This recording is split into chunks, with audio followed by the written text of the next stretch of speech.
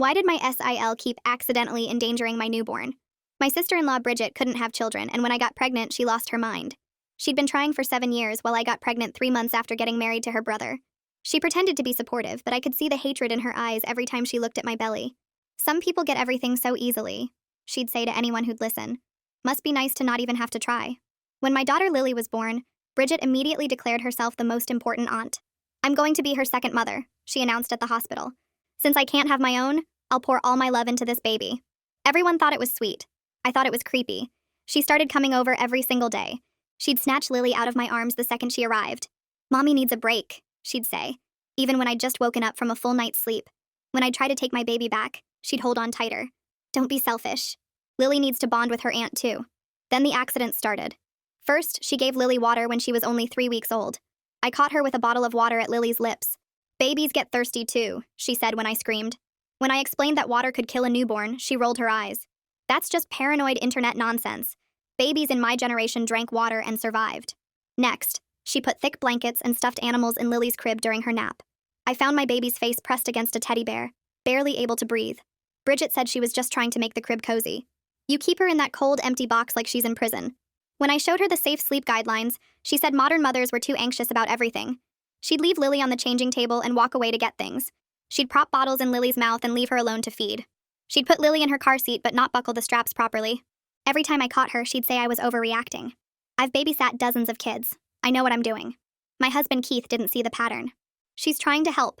She's just not up to date on current safety stuff. Be patient with her. His parents said the same thing. Bridget loves that baby. She'd never hurt her. You're being a paranoid new mother. The breaking point came when Lily was 2 months old. I had to use the bathroom and left Lily with Bridget for literally 3 minutes. When I came back, Bridget was feeding Lily honey from a spoon. Actual honey. To a 2-month-old baby. It's good for her immune system, Bridget said as I knocked the spoon away. Plus, it'll help her sleep better. I rushed Lily to the emergency room. Infant botulism from honey can be fatal. The doctor was horrified when I told him what happened. We had to stay for observation while they monitored Lily for symptoms. Bridget told everyone I was being dramatic about a tiny bit of honey. When we got home from the hospital, I banned Bridget from our house. She showed up anyway the next day with Keith's parents. This has gone too far, my mother-in-law said. You're keeping Bridget from her niece over accidents. She's devastated. They staged an actual intervention about my paranoid behavior. Keith sat there letting them attack me while our baby slept upstairs. Maybe you have postpartum anxiety, Bridget suggested with fake concern. It makes mothers see danger everywhere. That's when we heard a crash from upstairs. Everyone ran to the nursery. Bridget had gone up there while they were lecturing me. She'd taken Lily out of her crib and put her on the window seat to take photos. The crash was Lily rolling off onto the floor. My 2-month-old baby was on the floor screaming. But that wasn't the worst part. The window was wide open. The window seat was pushed right against it. If Lily had rolled the other direction, she would have fallen 2 stories onto concrete. Bridget stood there with her phone still in camera mode. I just wanted some photos with natural light, she said. Babies are tougher than you think. I called 911 while Keith finally lost it on his sister. The paramedics showed up faster than I expected, rushing through our front door with their equipment bags bouncing against their legs. I was on the floor with Lily pressed against my chest, tears streaming down my face while her screams filled the room. Keith stood over Bridget near the window, his face completely red, his hands shaking as he yelled at her about what the hell she was thinking. One of the paramedics, a woman with short gray hair, knelt down next to me and gently asked if she could check Lily. I didn't want to let go, but I forced myself to hand her over, watching every movement as the paramedic laid my baby on the carpet and started examining her. The other paramedic, a younger guy, asked Keith what happened, and Keith pointed at Bridget, his voice cracking as he explained about the window seat and the open window. Bridget stood there holding her phone, still in camera mode, and kept saying she just wanted photos with natural light. Keith turned back to her and screamed that she could have killed his daughter, that Lily could have fallen 2 stories onto concrete, and Bridget actually rolled her eyes and said babies are tougher than people think. The gray-haired paramedic was feeling the bump on Lily's head while Lily cried, and she looked up at her partner with this serious expression that made my stomach drop. She told me the bump was concerning, but that Lily being alert and crying was actually a good sign. Her partner asked how far Lily fell, and I explained about the window seat height, maybe 2 feet onto carpet. But then I pointed at the open window right next to where she landed. Both paramedics looked at each other, and the guy asked if the window was open when Lily was placed there. Keith answered yes, his voice breaking, and explained that his sister put Lily there for photos. The female paramedic very carefully picked Lily up and handed her back to me, then said we needed to take her to the emergency room right away. She explained that head injuries in babies can be really serious even when they seem okay at first, and they needed a doctor to check for internal problems. The male paramedic was writing notes on a clipboard and asked again about the open window, and when I confirmed it, He and his partner shared another one of those concerned looks that made me feel sick. Keith's parents were still standing in the nursery doorway, and his mother started saying that Lily only fell a short distance onto soft carpet and seemed totally fine. His father added that babies fall all the time, and we didn't need to panic over a little bump. I stood up with Lily clutched against my chest and told them to get out of my house right now. Keith's mother looked shocked and started to argue, but I cut her off and said they came here to lecture me about being paranoid, and then Bridget nearly killed my baby while they distracted me. Keith's father said I was being dramatic and that Bridget made a mistake. Keith finally turned away from Bridget and told his parents they needed to leave immediately. His mother tried to touch his arm, but he stepped back and said they defended someone who kept endangering his daughter, and he was done listening to them. His voice was shaking but firm when he said they needed to go now and not come back until he said they could. Keith's mother started crying and his father's face got red, but Keith walked over and physically guided them toward the stairs. Bridget tried to follow them, but Keith blocked her path and told her she was never setting foot in his house again. She started crying too, saying she'd never hurt her niece and we were being so cruel to her. The paramedics were packing up their equipment and the female one touched my shoulder gently and said we should follow them to the hospital in our car. The emergency room was freezing cold and way too bright, making everything feel even more awful than it already was. A nurse took us straight back to a room instead of making us wait, which scared me because it meant they thought this was serious. Keith held Lily while I gave the nurse information, my hands shaking so hard I could barely sign the forms. A doctor came in about 10 minutes later, a tall woman with dark hair pulled back in a ponytail, who introduced herself as Elena Richardson. She washed her hands at the sink, and then asked Keith to lay Lily on the exam table. She examined the bump on Lily's head really carefully, shining a light in her eyes and watching how she moved. Then she asked me to explain exactly what happened, and I started describing how Bridget took Lily upstairs during their intervention. Elena listened while checking Lily's reflexes, nodding but not interrupting. When I got to the part about the open window right next to where Lily landed, Elena stopped what she was doing and looked right at me. She asked if this was the first dangerous incident involving this person, and I felt something break inside me. I told her no, that there had been multiple incidents over the past 2 months. I listed them quickly, trying not to cry. The water at 3 weeks, the unsafe sleep setup, the honey that brought us here before, the improper car seat buckles. Elena's expression changed from concerned to something harder, more serious. She finished examining Lily and then sat down on the rolling stool and said she needed to involve a social worker in this case. The social worker showed up about 20 minutes later, a man in his 40s wearing khakis and a button-down shirt who introduced himself as Cormac Richardson. He pulled up a chair and opened a laptop, then asked Keith and me to walk him through everything that had happened since Lily was born. I started with Bridget's declaration at the hospital about being a second mother, then moved through each dangerous incident. Keith sat next to me holding Lily, and I could feel him getting more tense as I talked. I described the water bottle at Lily's lips when she was 3 weeks old, and how Bridget dismissed my panic as internet nonsense. I explained finding Lily's face pressed against a teddy bear, barely breathing, and Bridget saying I kept her in a cold prison. I told him about the honey incident and how we'd been here before for observation. Cormac typed everything I said, his face getting more and more concerned. I described today how Bridget went upstairs during their intervention and took Lily out of her crib for photos. My voice cracked when I described the open window and how close Lily came to rolling the other direction. Cormac stopped typing and looked at both of us, then asked a question that made Keith flinch. He wanted to know if Bridget had any mental health history or obsessive behaviors we knew about. Keith shifted Lily in his arms and his voice was quiet when he answered. He explained that Bridget had been trying to have a baby for 7 years with multiple failed treatments and several miscarriages. He said she'd struggled with the infertility but seemed to be coping until I got pregnant so quickly. Cormac asked if Bridget had been in therapy for the infertility issues, and Keith admitted he didn't know. Cormac typed more notes and then said something that made my chest tight. He explained that what I was describing sounded like something beyond accidents or just not knowing current safety guidelines. He said the pattern suggested someone who was either deliberately creating dangerous situations or was so obsessed with the baby that she couldn't recognize the risks she was creating. He asked if we'd documented any of these incidents, and I told him about the hospital records from the honey incident. Cormac nodded and said he was going to recommend that the hospital keep Lily overnight for observation, both for medical reasons and to give them time to properly document the situation. Keith asked what would happen next, and Cormac explained that he'd be filing a report about the pattern of endangerment and that we'd need to take steps to protect Lily from further contact with Bridget. Elena came back in and confirmed that she wanted to keep Lily overnight to watch for any delayed symptoms from the head injury. She said babies can seem fine after a fall but then develop problems hours later. A nurse showed us to a room in the pediatric unit, a small space with a crib and a chair that pulled out into an uncomfortable bed. Keith and I took turns holding Lily while she slept, neither of us willing to put her down even though the nurses said she'd be safe in the crib. Around midnight, Keith started apologizing. He said he was so sorry for not listening to me sooner, for dismissing my concerns as paranoid new mother anxiety. His voice broke when he said he should have protected us both from his family. I didn't know what to say because part of me was still angry that it took something this extreme for him to finally believe me. But another part of me was just relieved that he finally saw what I'd been seeing for months. I told him we'd figure it out together, and he nodded, tears running down his face as he held our sleeping daughter. Keith's phone started going crazy around 1 a.m, buzzing constantly with messages. He pulled it out and his face went pale as he scrolled through them. His mother sent multiple texts saying we were overreacting and that Bridget was devastated. His father sent messages accusing us of being cruel and saying families work through accidents together. Bridget herself sent a long text about how much she loved Lily and how she'd never deliberately hurt her niece. There were messages from other family members too, people his parents must have called to get on their side. Keith's aunt said we were tearing the family apart. His cousin asked why we were being so harsh over an accident. His mother sent another text saying I was being cruel to Bridget, who just loved Lily so much. Keith stared at his phone for a long time, and then did something I didn't expect. He turned it completely off and put it in his pocket.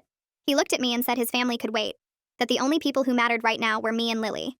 It was the first time since this whole thing started that I felt like he was really choosing us over them. Elena came to check on Lily early the next morning, examining her carefully and asking me questions about how she'd been overnight. I explained that Lily had eaten normally and didn't seem to be in pain. Elena listened to her heart and checked her reflexes again, then said she was comfortable discharging us.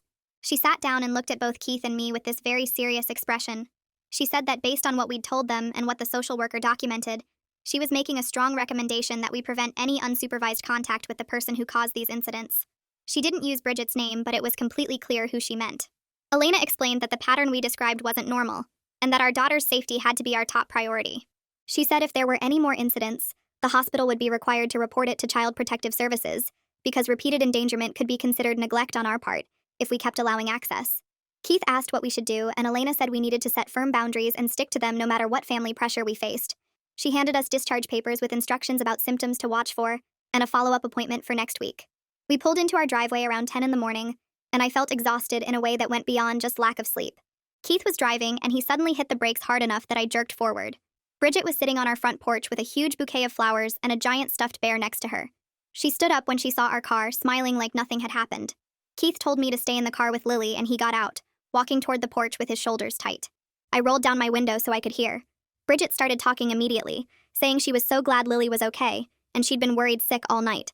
Keith cut her off and told her she needed to leave right now. Bridget's smile faded, and she said she just wanted to apologize and see that her niece was all right.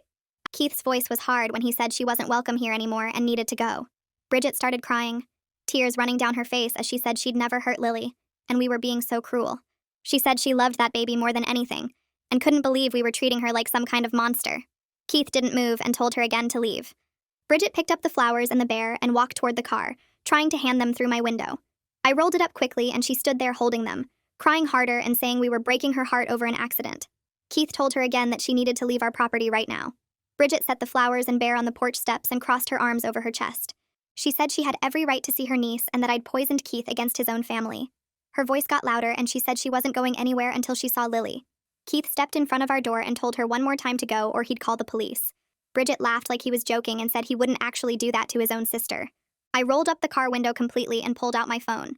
My hands shook as I dialed 911 and told the operator that someone was refusing to leave our property after being asked multiple times.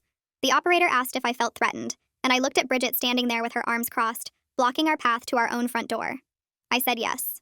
Keith stood with his back against the door while Bridget kept talking at him, saying I was controlling him and turning him against everyone who loved him. She said she'd never hurt Lily, and that we were being cruel and heartless. The operator stayed on the line with me and said an officer was on the way. Bridget saw me on the phone through the car window, and her expression changed. She walked toward the car and knocked on the glass, asking what I was doing. I didn't answer, and she knocked harder, saying I better not be calling the police over this. Keith came down from the porch and got between Bridget and the car. He told her she needed to leave immediately before the police arrived. She said she wasn't scared of the police and that they'd see how crazy we were being. A police car pulled into our driveway about 8 minutes after my call. The officer got out and looked at all of us, then walked over to Keith and asked what was going on. Keith explained that his sister had been asked to leave multiple times and refused. Bridget interrupted and said she just wanted to see her niece, and that we were keeping her away for no reason. The officer asked for everyone's names and wrote them down in a small notebook. He asked Keith if Bridget lived here, and Keith said no. The officer asked Bridget if she'd been asked to leave, and she said yes, but that it wasn't fair. The officer looked at his notebook again and said something into his radio. He walked back to his car for a minute and then came back to where we were standing. He told Keith that this was the same address from yesterday's 911 call about a baby's fall. Keith nodded and said yes, that was correct. The officer asked if Bridget was involved in that incident, and Keith said she was the one who caused it. Bridget started talking fast, saying it was an accident and that she'd never deliberately hurt Lily. The officer held up his hand and told her to stop talking. He asked Keith to explain what happened yesterday. Keith told him about finding Lily on the floor after Bridget had taken her out of the crib and put her on the window seat next to an open window 2 stories up. The officer's expression got very serious. He asked if the hospital had been involved, and Keith said yes, that we'd spent the night there for observation. The officer wrote more notes and asked Bridget if that was accurate. She said it was an accident, and that the window thing was being blown out of proportion. The officer told Bridget that she was being given a formal trespass warning, which meant she was not allowed on this property anymore. He said if she came back, she could be arrested. Bridget's face got red, and she said this was ridiculous. The officer asked if she understood the warning, and she said yes, but that it wasn't right. He told her she needed to leave now, and she finally walked to her car. She got in and sat there for a minute before driving away. The officer gave Keith a copy of the report with a case number and said to call immediately if she came back. After he left, Keith and I sat in the car for a few minutes without saying anything. Lily was asleep in her car seat, and I didn't want to move and wake her up. Keith's phone started ringing. He looked at the screen and said it was his parents calling from Bridget's phone. He answered, and immediately his father's voice came through loud enough that I could hear it from the passenger seat.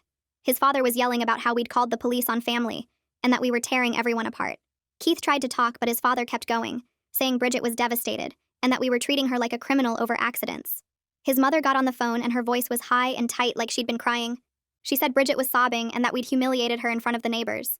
Keith finally got a word in and said that Bridget had refused to leave after being asked multiple times. His father said that didn't matter, that you don't call the police on family. Keith's voice stayed calm but firm when he said that Lily's safety came before anyone's feelings, including Bridget's. His mother asked how he could say that about his own sister, and Keith said because his sister had nearly let his daughter fall out a window yesterday. There was silence on the other end. His father said we were being dramatic and that Bridget would never have let anything happen to Lily. Keith asked if they'd seen the police report and the hospital records. His mother said those things were being taken out of context. Keith told them he had to go and ended the call. His phone immediately started ringing again, but he turned it off. We finally went inside and I put Lily in her crib. She didn't wake up during the transfer, and I stood there watching her breathe for a long time. Keith came up behind me and put his hand on my shoulder. He said he was sorry for not seeing what was happening sooner. I didn't know what to say, so I just kept watching Lily sleep. That night I couldn't sleep at all. Every sound made me jump, and I kept getting up to check on Lily even though she was fine. Keith found me standing in the nursery at 3 a.m. just staring at her crib. The next day was the same. I was exhausted but couldn't relax enough to sleep. Every time I closed my eyes, I saw Bridget's phone in camera mode and that open window. Keith noticed how jumpy I was and asked if I was okay. I said I was fine, but he didn't believe me. The second night was worse. I fell asleep around midnight but woke up at 2 thinking I'd heard something downstairs. Keith went down to check and found nothing, but I couldn't go back to sleep after that. On the third day, Keith sat me down and said I needed to talk to someone about what we'd been through. I started to say I was handling it, but he stopped me and said I wasn't sleeping, and I was constantly on edge. He said his family had put both of us through hell by dismissing my concerns and making me think I was crazy. He said maybe talking to someone would help. I made an appointment with a therapist that afternoon. 3 days after the police came, I was home alone with Lily while Keith was at work. I heard a car door slam outside and looked out the window. Keith's mother was walking up to our front porch. My stomach dropped.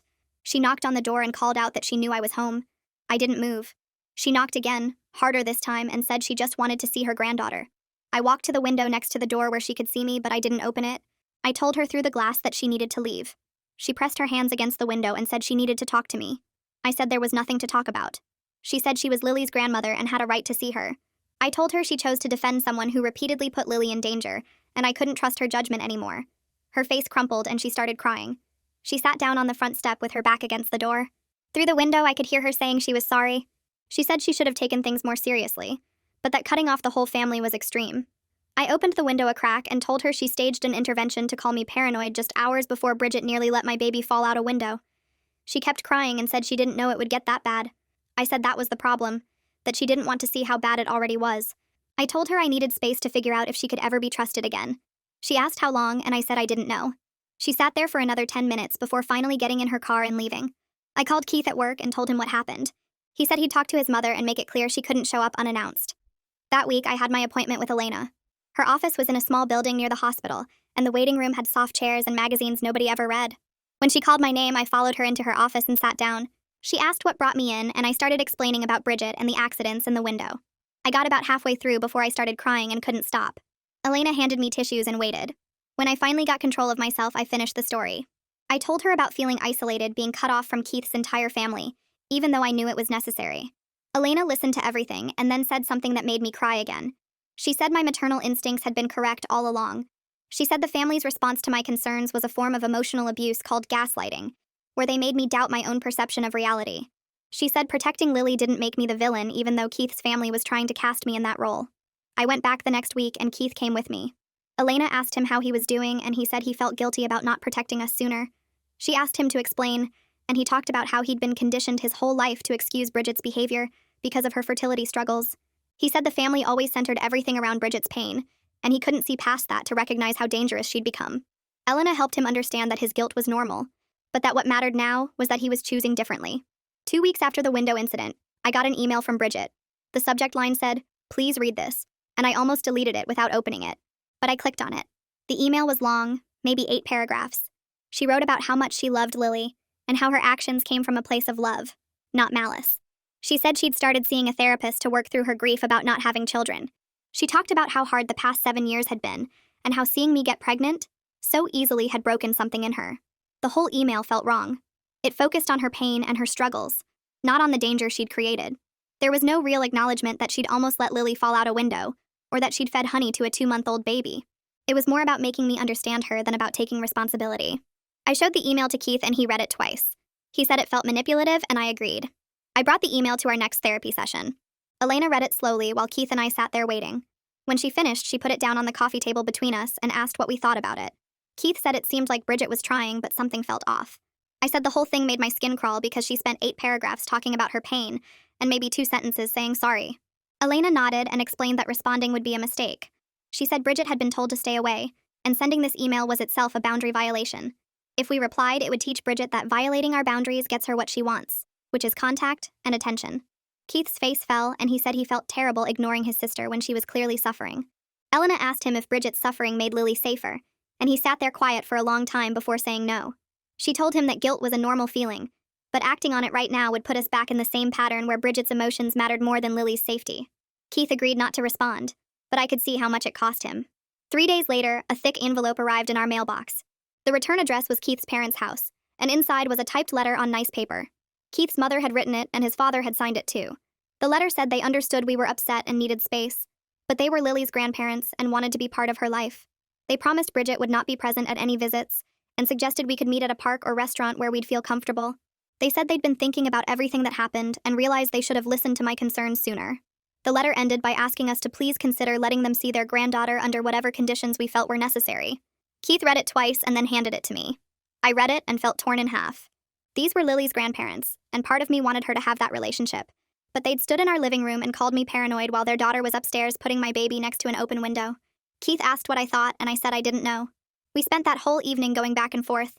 They were family, and they seemed sorry, but their judgment had been so bad when it mattered most. We made an appointment with a lawyer the next week. His name was Garrett, and his office was in a building downtown with a waiting room that smelled like old carpet. When he called us back, Keith explained the whole situation while I held Lily. Garrett listened and took notes and asked questions about specific incidents.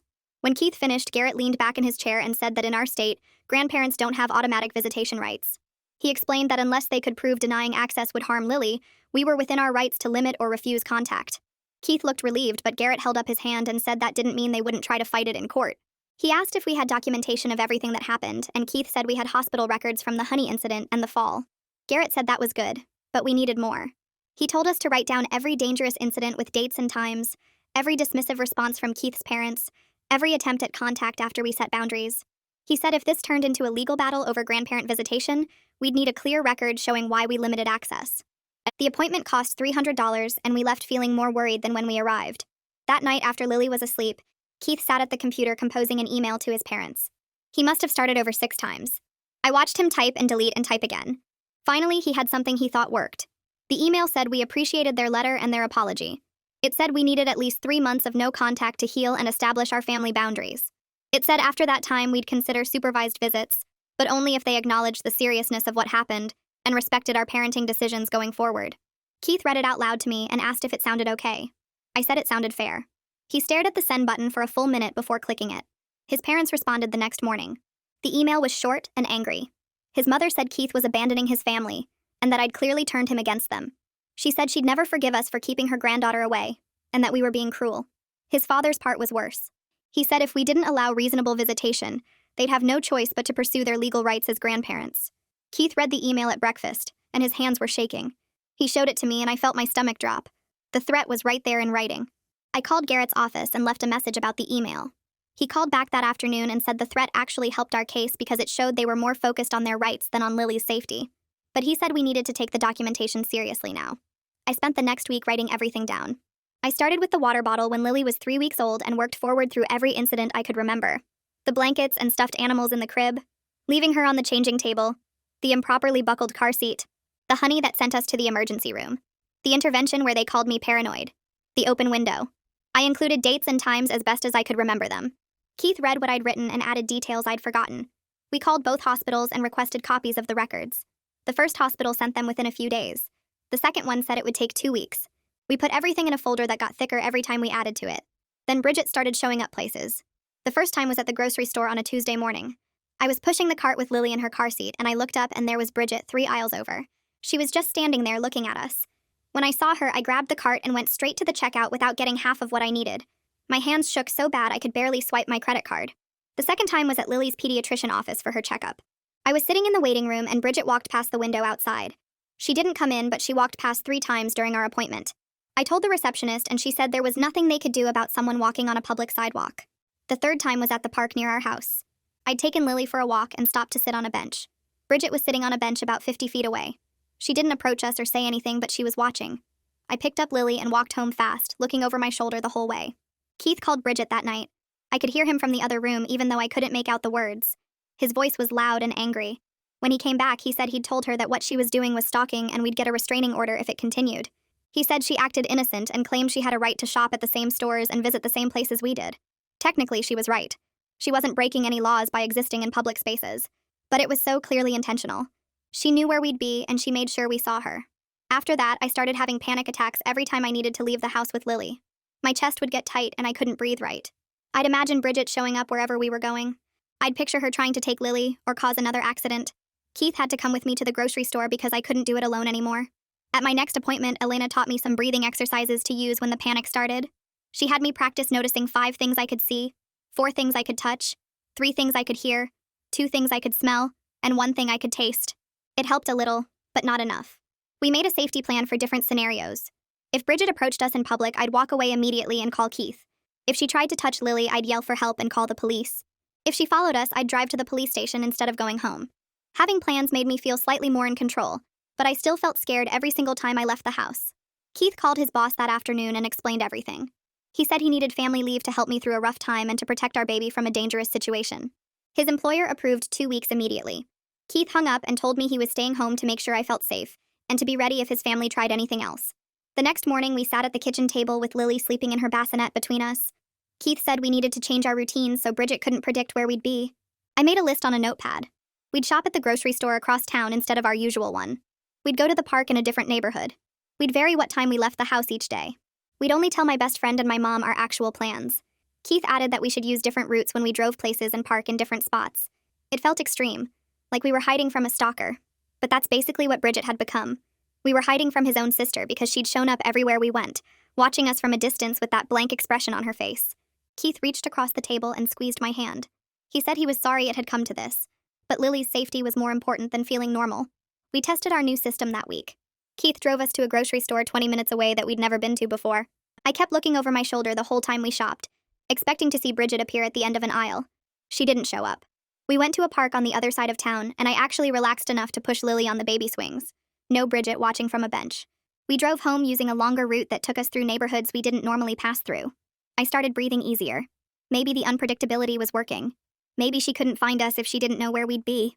On Thursday afternoon, Garrett called and said he'd received a strange request. Bridget's therapist had contacted him asking if we'd participate in a joint family therapy session to work toward reconciliation. The therapist said Bridget was making progress in dealing with her infertility grief and wanted to repair the relationship with us. Garrett's voice got serious when he told me his advice. He said we had absolutely no obligation to participate in Bridget's therapy. He said these joint sessions could be used to manipulate us into dropping our boundaries. He said therapists sometimes pushed for reconciliation without fully understanding the danger involved. He told me to decline the request and not feel guilty about it. I thanked him and hung up. When Keith got home from picking up takeout, I told him about the call. He looked tired and sad, but he agreed with Garrett. We weren't going to help Bridget feel better about what she'd done. We were protecting our daughter, not managing his sister's emotions. The next week, Keith's phone started blowing up with messages from extended family. His cousin sent a long text calling us vindictive and saying we were punishing Bridget for something that wasn't entirely her fault. His uncle left a voicemail saying we needed to be more forgiving. Keith's phone buzzed constantly with opinions from relatives who hadn't even been there for any of the incidents. But then Keith's aunt called, the one who'd always been quiet at family gatherings. She said she wanted to talk to both of us, so Keith put her on speaker. His aunt said she'd watched Bridget's behavior with Lily from the beginning, and it had made her uncomfortable. She said Bridget's obsession with being Lily's second mother had seemed unhealthy even before the dangerous incidents. She said she supported our decision completely and thought we were doing the right thing by protecting our daughter. She apologized for not speaking up sooner when she'd noticed something was off. After we hung up, I cried with relief. At least one person in Keith's family understood. At least we weren't completely alone in this. 3 months passed. The constant vigilance became our new normal. We kept varying our routines and Bridget stopped appearing in public places. Maybe she'd given up, or maybe our unpredictability actually worked. Lily had her 4-month checkup on a Tuesday morning. The pediatrician came in and immediately commented on how different I seemed. She said I looked more relaxed and less anxious than at previous appointments. I explained that we'd cut off contact with the family member who'd been causing the dangerous situations. The doctor nodded and said she could see the positive difference in both Lily and me. She said Lily seemed calmer too, picking up on my reduced stress levels. She checked Lily thoroughly and said she was developing perfectly. As we left the office, I realized the doctor was right. I did feel different. The constant panic attacks had faded. I could take Lily places without my chest getting tight. I still looked over my shoulder, but I wasn't consumed by fear anymore. 2 days later, a thick envelope arrived in the mail addressed to both Keith and me. The return address was Keith's parents' house. I opened it at the kitchen table while Keith was giving Lily a bottle. Inside was a 2-page letter written in his mother's handwriting. I read it out loud to Keith. His parents said they'd had time to think about everything that happened. They acknowledged they should have taken the safety concerns more seriously. They said they understood now that the pattern of incidents was dangerous. But then the letter shifted. They called each incident a mistake rather than part of a deliberate pattern. They said Bridget had made errors in judgment, not intentional choices to endanger Lily. The final paragraph asked for immediate reinstatement of grandparent visits. They wanted to see Lily regularly again, starting as soon as possible. I put the letter down and looked at Keith. He was staring at the paper with his jaw clenched. He said the apology was a start, but they still didn't get it. They still thought Bridget had just been careless instead of dangerous. They still weren't fully accepting what had happened. I called Elena and read her the letter during my next session. She helped me figure out exactly what to say in response. We spent 40 minutes crafting careful sentences that acknowledged the apology but set clear conditions. Elena said we needed to outline specific boundaries and consequences if those boundaries got crossed. We wrote that we appreciated them recognizing they should have listened to us sooner. We wrote that we needed to see sustained respect for our parenting decisions before we could consider visits. Then we listed the conditions. No discussion of Bridget during visits. No attempts to minimize what happened or call the incidents mistakes. No surprise visits at our house. All meetings scheduled in advance at public places only. Elena said to be specific, so there was no room for misunderstanding. Keith typed up the response that night and sent it by email so we'd have a record of exactly what we'd said. Keith's mother replied the next morning. Her email said she agreed to our terms, but I could feel the resentment in how she wrote. She said she understood we needed time, but implied we were being too harsh. She said she'd follow our rules even though she thought they were excessive. She agreed to meet at a family restaurant the following week. She ended the email by saying she hoped we'd eventually see that they only wanted what was best for Lily. I forwarded the email to Elena and asked if the tone bothered her too. Elena called me back within an hour. She said the email showed Keith's mother was agreeing to our boundaries while still believing we were wrong to set them. She said to proceed with the visit, but be ready to leave immediately if the boundaries got crossed. She reminded me that we were doing this for Lily's relationship with her grandparents, not to make Keith's parents feel better. The restaurant visit happened on Saturday afternoon. Keith's parents were already sitting in a booth when we arrived with Lily in her car seat.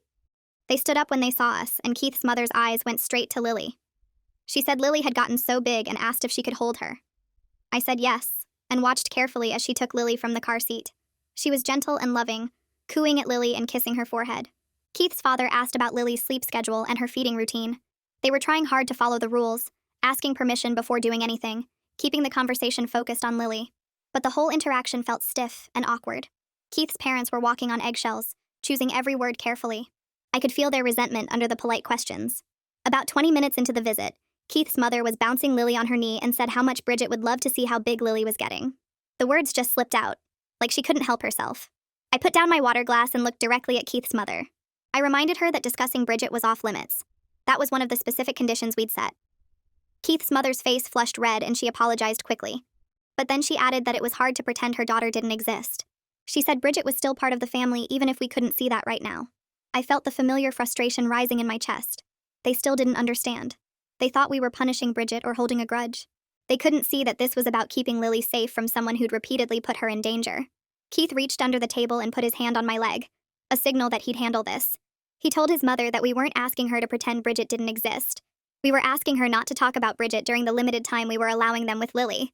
He said if she couldn't follow that one simple rule, we'd have to leave and try again another time. His mother pressed her lips together and nodded. She handed Lily back to me and said she understood. But I could see in her eyes that she didn't really understand at all. The rest of the drive home was quiet. Keith kept his hands tight on the wheel, and I watched the streetlights blur past while Lily slept in her car seat. When we got inside, Keith put Lily down in her crib, and we stood in the hallway between her nursery and our bedroom. He asked me what I thought, and I told him the truth. His parents were trying, but they didn't really get it. They thought we were punishing them, and they were being patient with us until we got over it. Keith ran his hand through his hair and said he'd noticed the same thing. His mother had been careful with her words, but he could feel her thinking we were being too harsh. I asked him if he wanted to keep trying with them, and he said yes. We couldn't just cut off his whole family forever, but we had to watch them carefully and be ready to walk away again if they crossed the line. I agreed, and we decided to schedule another visit in 2 weeks at the same restaurant. The second visit started okay. Keith's parents arrived on time, and his mother immediately asked to hold Lily. I passed her over and watched as his mother bounced Lily on her knee and made silly faces. Keith's father asked about Lily's new skills, and I told him she was starting to grab things and roll over. We ordered lunch and talked about safe topics like the weather and a movie Keith's father had seen. Then Keith's mother reached into her purse and pulled out a wrapped gift box. She set it on the table between us and said it was from someone who loved Lily very much. I looked at Keith and he looked at the box. His father said they knew we had rules, but this was just a small toy and some clothes. Nothing dangerous. Keith asked who the gift was from, even though we both already knew. His mother said it was from his sister who missed her niece terribly. I felt my chest get tight and told them we couldn't accept gifts from her. That was part of our no-contact boundary. Keith's mother's face fell and she said it was just a present. She said his sister just wanted to show love for Lily, and we were being cruel by rejecting everything from her. Keith picked up the box and handed it back to his mother. He explained slowly that accepting gifts from his sister meant his parents were acting as go-betweens. That violated the boundary we'd set. His mother pushed the box back across the table and said we were being ridiculous. She said his sister had spent time picking out things Lily would like, and we should at least open it. I stood up and started packing Lily's diaper bag. Keith told his parents they couldn't use visits with Lily to push his sister back into our lives. His father said we were overreacting to a simple gift. He said families give each other presents and we were making everything into a huge problem. Keith stood up too and said the huge problem was that his sister had nearly killed our daughter multiple times. He said until his parents could acknowledge that reality without calling it mistakes or accidents, we couldn't trust their judgment about what was safe for Lily. His mother started crying and said we were being so unforgiving. She said his sister made some errors, but she loved Lily, and we were holding a grudge. Keith's father leaned forward and said we needed to let go of our anger. He said forgiveness meant moving past what happened and giving people second chances. Keith put his hand on my back and said, forgiveness didn't mean giving someone continued access to the child they'd harmed. He said protecting Lily wasn't about grudges or anger. It was about basic safety and the fact that his sister had shown she couldn't be trusted around our baby. His father's face turned red and he said we were being self-righteous. He said everyone makes mistakes with babies and we were acting like his daughter was some kind of monster. Keith said his sister had fed honey to a 2-month-old and left her next to an open window. Those weren't mistakes. Those were dangerous choices that could have killed Lily. I picked up Lily from his mother's lap and put her in her car seat. His mother grabbed my arm and said we couldn't leave. She said they'd followed all our rules, and we were punishing them for trying to help his sister. I pulled my arm away and told her that bringing gifts from his sister wasn't following our rules. It was testing our boundaries to see what they could get away with. Keith picked up the car seat and we walked toward the restaurant exit. His mother followed us, calling out that we were using Lily as a weapon. She said we were punishing the whole family and keeping her granddaughter away to hurt them. Keith stopped at the door and turned around. He told his mother that this was about protection, not punishment. He said if she couldn't understand the difference, then we needed another break from contact. His father stood up and said we were making a huge mistake. He said we'd regret cutting off family over our pride. Keith said keeping Lily safe was never something we'd regret, and we walked out to the parking lot.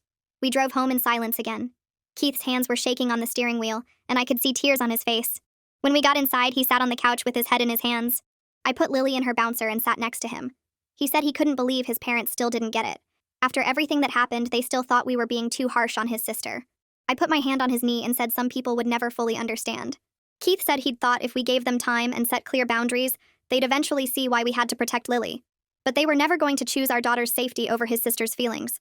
He said he didn't know if he could keep trying with them. I told him we didn't have to decide anything right now. We could take another break and see how we felt in a few weeks. Keith nodded and wiped his eyes.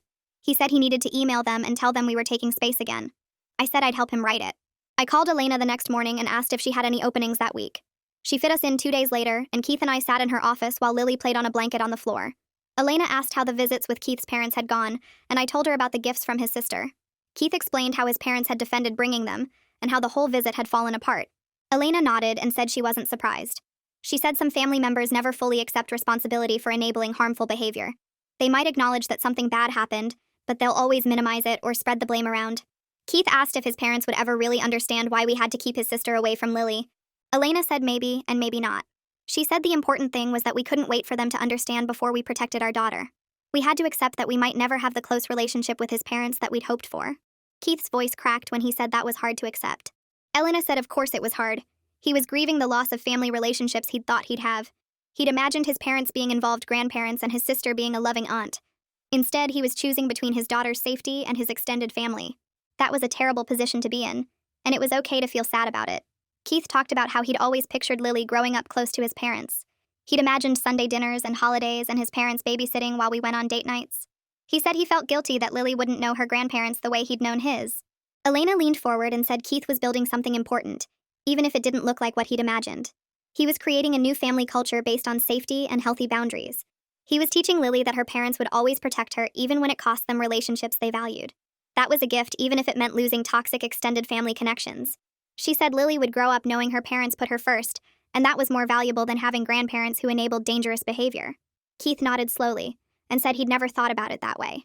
Elena said grief and doing the right thing could exist at the same time. He could feel sad about losing his family while also knowing he was making the only choice that kept Lily safe. 5 months passed. We settled into a routine without Keith's parents or his sister. Lily was 7 months old and starting to sit up on her own. Keith and I had found a rhythm as parents, and I wasn't having panic attacks anymore when we left the house. Then a letter arrived from a law office I didn't recognize. I opened it standing at the mailbox and felt my stomach drop. It was a cease and desist letter on behalf of his sister claiming we were defaming her. The letter said we'd been telling people she'd endangered Lily, and that these false statements were damaging her reputation. It demanded we stop making these claims immediately or face legal action. I walked inside and handed the letter to Keith. He read it twice and then called Garrett. We met with him the next afternoon and he read through the letter carefully. He said it was baseless because we'd only shared truthful information with medical professionals and immediate family. Truth was a complete defense against defamation. But he said the letter showed his sister's continued refusal to accept responsibility for what she'd done. Instead of acknowledging her dangerous behavior, she was trying to silence us legally. Garrett said the legal threat might actually backfire on her. He explained that responding to it would require him to prepare formal documentation of everything that happened. He'd gather all the hospital records from the honey incident and the fall. He'd get statements from the doctors who treated Lily. He'd document every dangerous incident with dates and details. He said if she actually pursued a defamation case, we'd use all this evidence in court. That would create a permanent public record of her actions that anyone could access. It would be much worse for her reputation than anything we'd said privately to family. Keith asked if we should be worried about her filing an actual lawsuit. Garrett said probably not once her lawyer saw the evidence we had.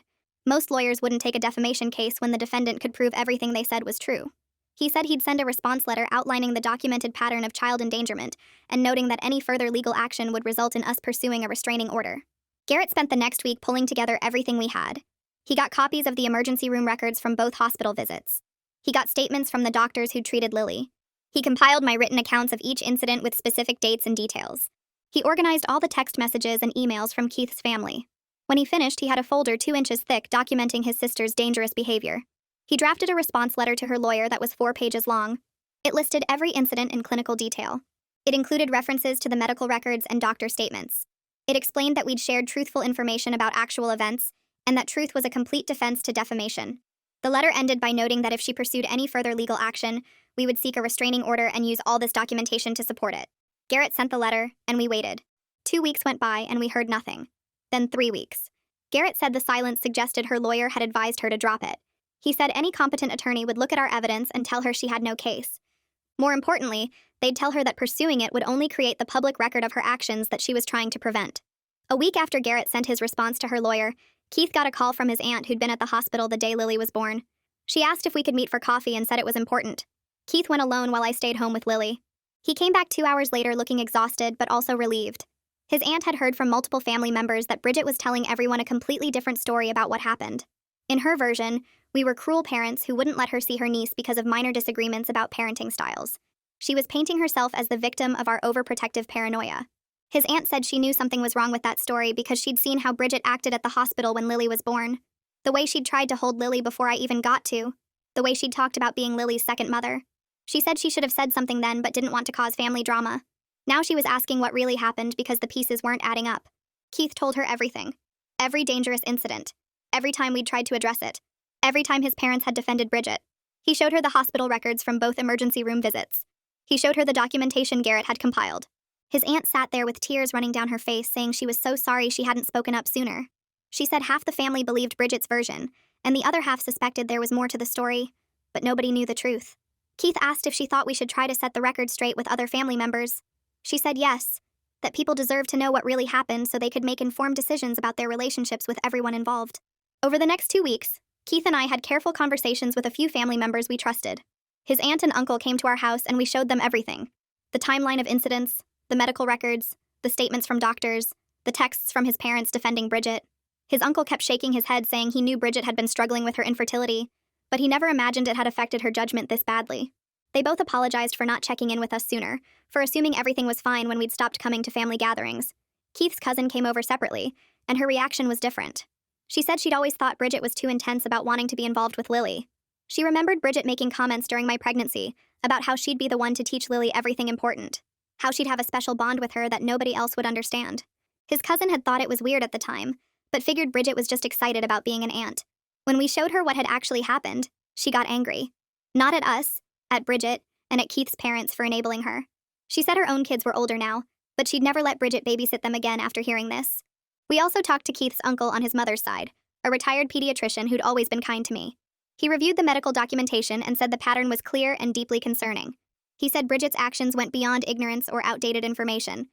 The honey incident alone should have been a massive wake-up call for the whole family.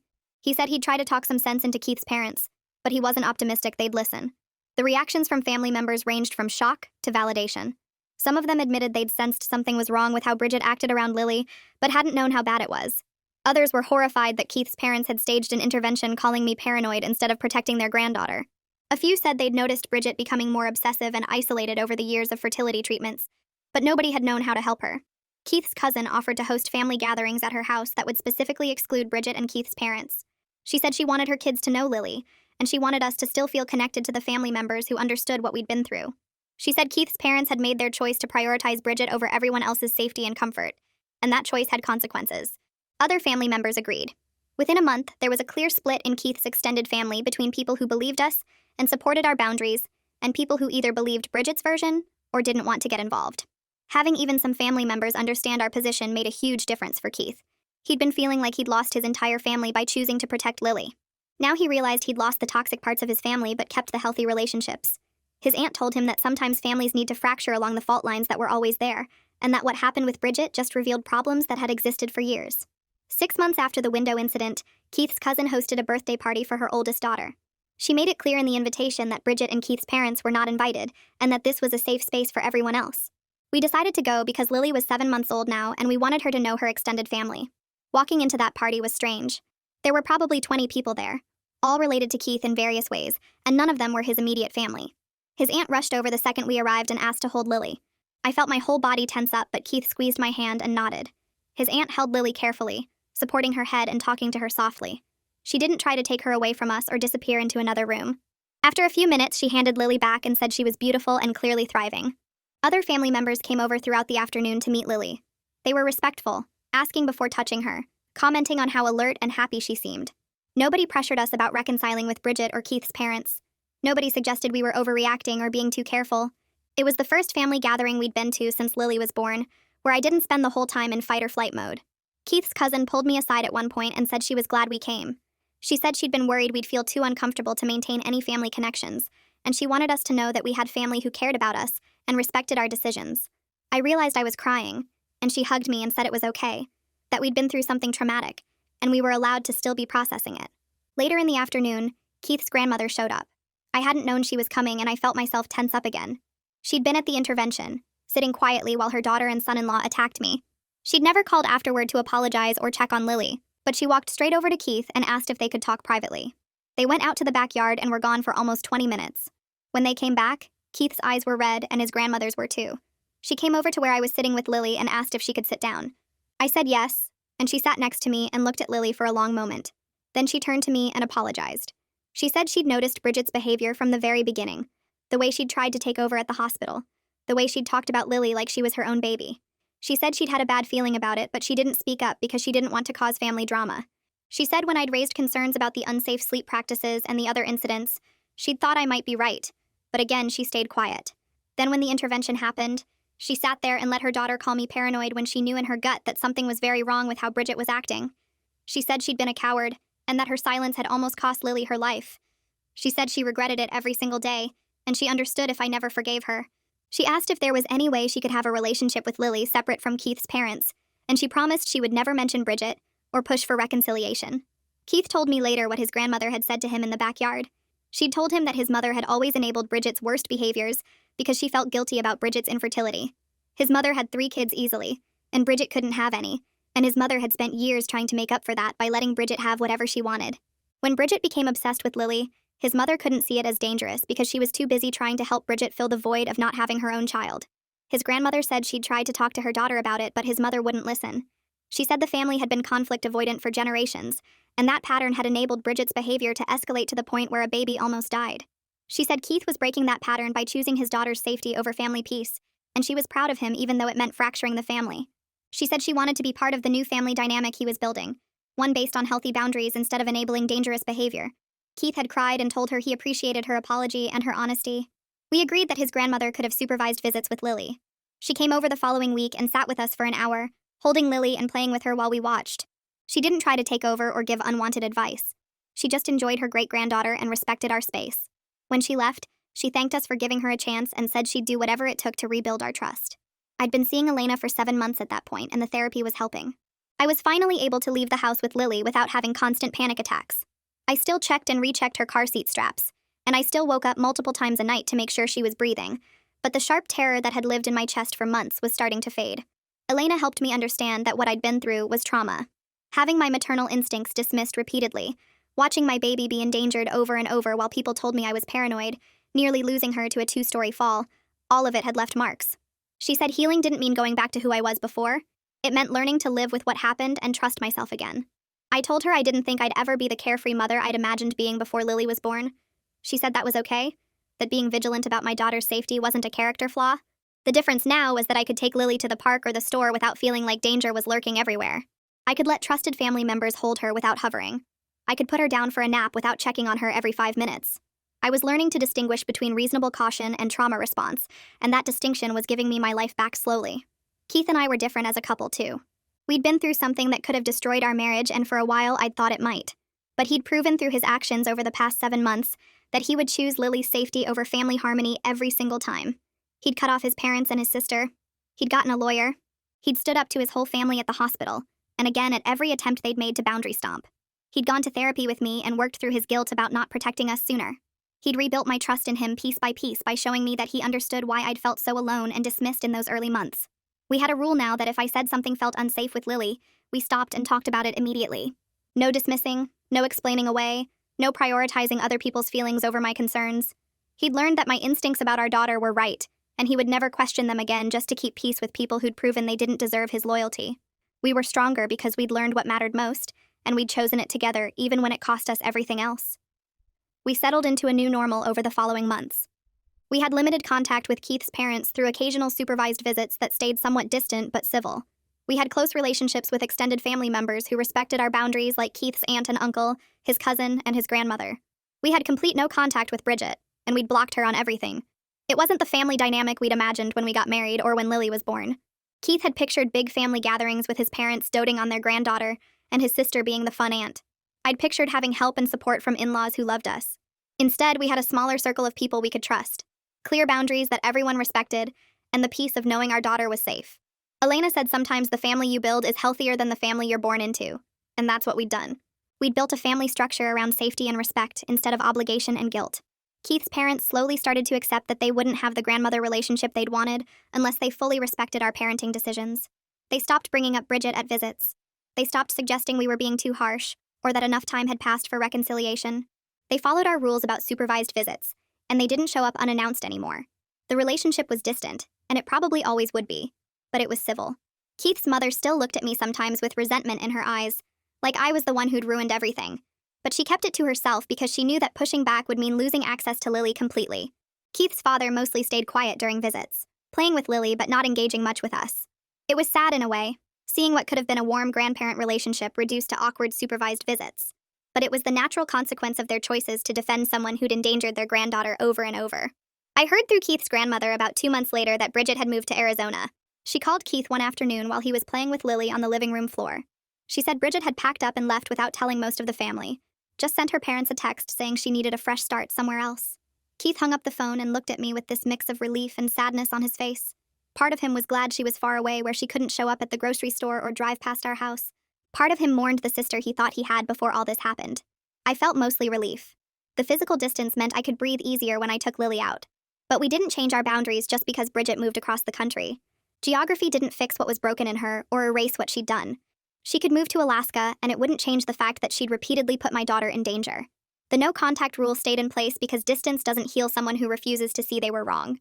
Lily's first birthday approached faster than I expected. I'd spent so many of those early months in survival mode, just trying to keep her safe and get through each day. Now she was almost walking, babbling constantly, and had this huge smile that lit up her whole face. I looked at her one morning while she ate breakfast and realized how different everything felt. I trusted my gut completely now. When something felt wrong with Lily, I acted on it immediately without second-guessing myself or worrying about seeming paranoid. I'd built a circle of people around us who respected our rules and understood why they existed. Keith's aunt checked in regularly. His cousin invited us to family things that felt safe. Elena had become more than just our therapist. She was someone I could call when I needed to talk through hard decisions. I'd learned the most important lesson of all, that protecting my child mattered more than keeping peace with people who wouldn't protect her too. Some relationships cost too much to maintain. Losing Keith's parents as active grandparents hurt. Losing his sister as family hurt. But keeping Lily safe was worth every single loss. We planned Lily's birthday party at our house with the people who'd supported us through everything. Keith's aunt and uncle came early to help set up decorations. His cousin brought his kids who were gentle with Lily and followed all our safety rules. Elena arrived with a gift wrapped in bright paper covered in butterflies. Our close friends who'd listened to me cry and rage during the worst month showed up with food and love. Keith's parents called that morning asking if they could come. Keith told them they could stop by for an hour, but that was it. They arrived right on time, looking uncomfortable and out of place among people who genuinely celebrated with us instead of judging us. Keith's mother held Lily for a few minutes and sang happy birthday with everyone else. His father took some photos. But they left before we cut the cake, saying they had other plans.